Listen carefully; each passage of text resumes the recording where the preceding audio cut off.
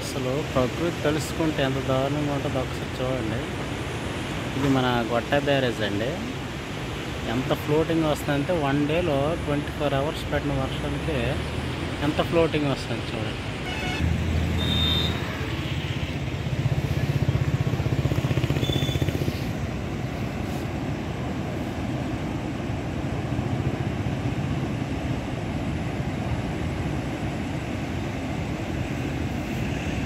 ప్రకృతి తలుచుకుంటే ఎంతటి దారినైనా నాశనం చేయగలదు.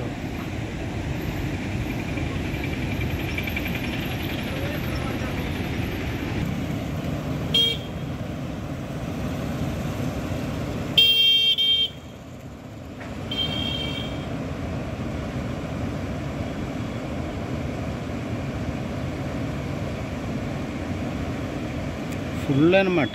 ఇన్లెట్ అవుట్లెట్ ఈక్వల్ అయిపోయాయండి.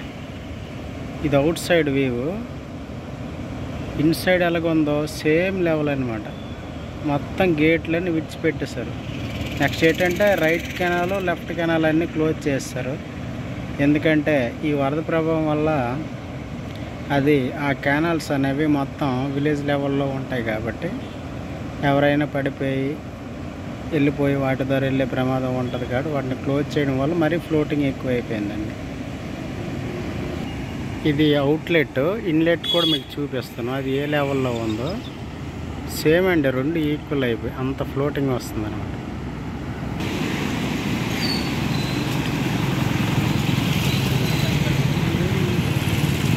ఎంత ఫ్లోటింగ్ వస్తుందో చూడండి.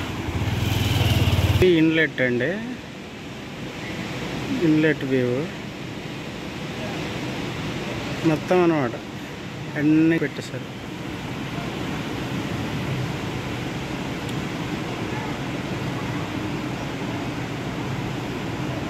సో అన్ని గేట్లు విడిచిపెట్టడం వల్ల మనకి ఆల్మోస్ట్ ఫ్లోటింగ్ కూడా బాగా తగ్గింది.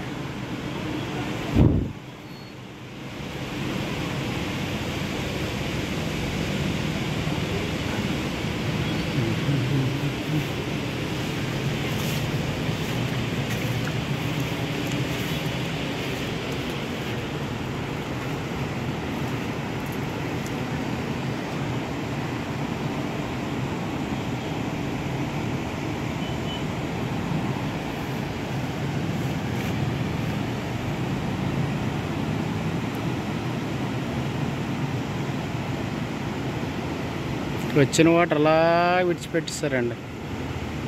మొత్తం అన్ని గేట్లు కూడా విడిచిపెట్టడం వల్ల మనకి అంత ఫ్లోటింగ్ అనేది ఇన్లెట్లో కనిపించట్లేదు.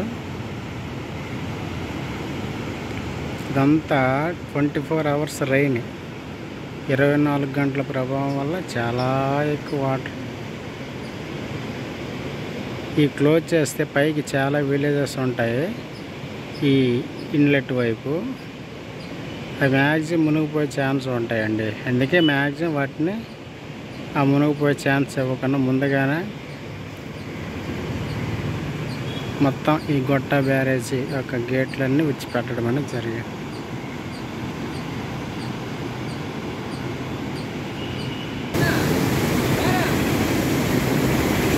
ఇక్కడ చూడండి, వాటర్ అంత స్పీడ్గా వెళ్తుంది. అసలు అంత బేభత్సంగా ఉందంటే ఫ్లోటింగ్ ఫ్లో చాలా హైలో ఉంది.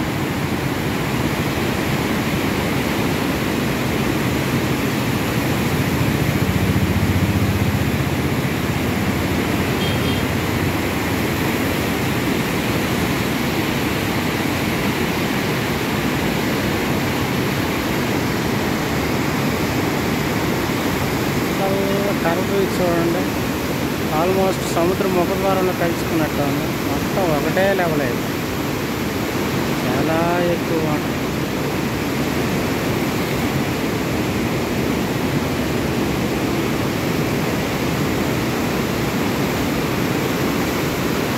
ఈ వేగంలో ఎవరైనా ఇందులో కానీ ఉంటే మరి ఇంకేమైనా ఉందా?